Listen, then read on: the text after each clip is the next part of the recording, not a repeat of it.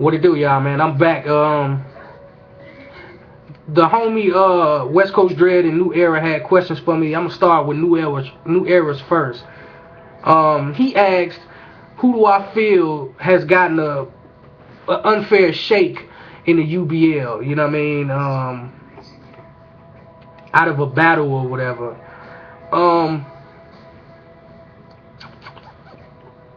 Out of a battle, I can't really say, man. You know, I'm not one to lobby or nothing like that, man. But you know, it is what it is and shit. You know what I mean? Niggas need to learn how to take their L's and just keep moving on. You feel me? Because it is what it is. It was a lot of flack with Justice J in my battle and my battle with Dame because it was a lot of underhanded shit that we all did. You know what I mean? Niggas, it's easy to point the finger, but it take a bigger man to admit that they fucked up and did some foul shit. Now, per se, what I did wasn't no malicious shit. You know what I mean? What I did was my rounds were short, and instead of me sending a short round in, I just added more to my round. It had nothing to do with what he said in any of his rounds.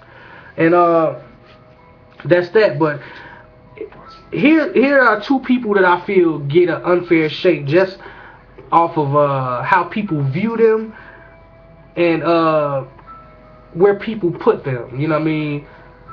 Coach is one of the most ridiculed and critiqued people in the UBL and shit. You know, Coach get a bad rap, man, but when I tell y'all, you know, both of these people that I'm finna name have nothing but love for the UBL and want nothing more than to see the UBL prosper as a brand and as a whole. But, you know, people are always trying to throw Coach under the bus and say he's this and he's that. Coach is one of them type people, man, that he just want to see shit prosper, you know, and anything he put his hands on, he's gonna make sure the shit done right. So if he putting together turf wars or he putting together, you know, a card, he's supposed to make sure that the shit is done right. He's supposed to be on motherfuckers' heads about getting their rounds in. He gonna be on motherfuckers' head about every motherfucking thing. He's supposed to, as does Rodney. They have that right. If they putting a card together, then they supposed to be able to do that shit. So, you know, I didn't like how niggas threw him under the bus and how Justice J tried to call him out and shit. I know Coach personally. And the nigga that they tried to, and the nigga that niggas try to make him out to be ain't who he is, man. And that's just real. The second nigga, by far, West Coast Dread, you know what I mean? It's hard to say that you don't like a person that you've never met, but I honestly did not like West Coast Dread because, you know, and I have to check myself, like, because you view something different than another man view it, then they don't give you the right to pass judgment on who they are as a person. And I did that with Dread. I actually talked to Dread on the phone, and me and him chopped it up. Dread a cool motherfucker, man. That's my nigga. Definitely, that's my nigga. But here's why I say Dread. Niggas I'm not gonna say they misunderstand. It's a way to say and go about shit. And Dread was taking the wrong approach. He did the right thing when he did that 90-minute blog and sat down and had man-to-man talk. But prior to that, you know, when he was doing that schizo shit, you know, that wasn't the right way to go about it. And as a man, I'm telling you that as I'm looking into the camera, my nigga, like, that wasn't the way to go about that shit. You would have got a better response had you just addressed how you felt when you felt that way and shit. You know, now motherfuckers, you know, feel you, and, you know, when they watch that 30-minute blog and shit, and you got somewhat a response, you know, I would like to think. But here's another reason. Dread was the only nigga in UBL to demote himself to the proving grounds and battle proving ground niggas because niggas wouldn't battle him. Now check this out. I've never ever ducked a battle. Every time Dread name was brought to me, I had other battles that I was taking. I had niggas that I was preparing for. And excuse me. And, you know, I didn't have time to write for Dread and another motherfucker. So, you know, that's how that went. And, when I had, you know, a slot open to battle him, I was like, well, let's get it. And, you know, you know, here's the biggest knock and slap in the face to Dread. And I'm not saying this because I was involved in it. They did the blog about the best of 2012. Hands down, me and West Coast Dread battle is the best battle in UBL history as far as battling go. Like, that battle launched us getting live battles. Daylight hit him up, Mealtime Blow hit me up. And my nigga, they had a sleeper classic. You know, me and Dread talked about this on the phone. You know, we was on the phone for a minute chopping up about this. Like, they had, and no knock to the panel. Well, I ain't gonna say it's a knock to the panel, but it's just something that y'all need to look at and carefully examine next time y'all do something like that.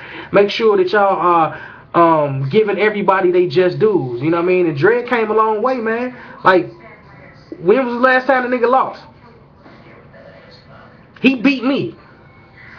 And I'm gonna say this on camera right here, right now, man. So this shit'll never have to come across.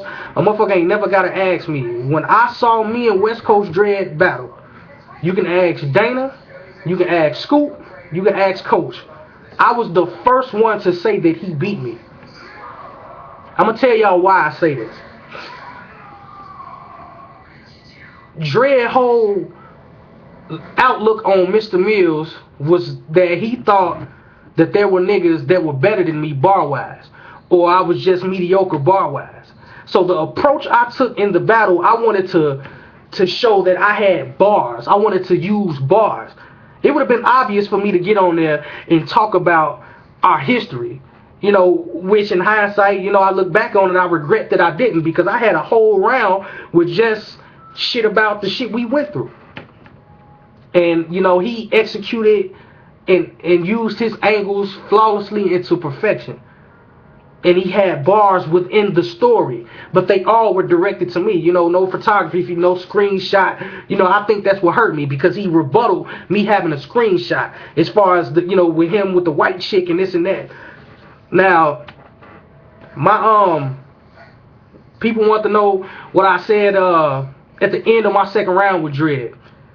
When Dread was battling New Money, he said something capiche nigga, capiche son, and you wouldn't squeeze the last little bit of juice out of a Capri Sun, and you need some R&R, nigga, I need some, da da da da.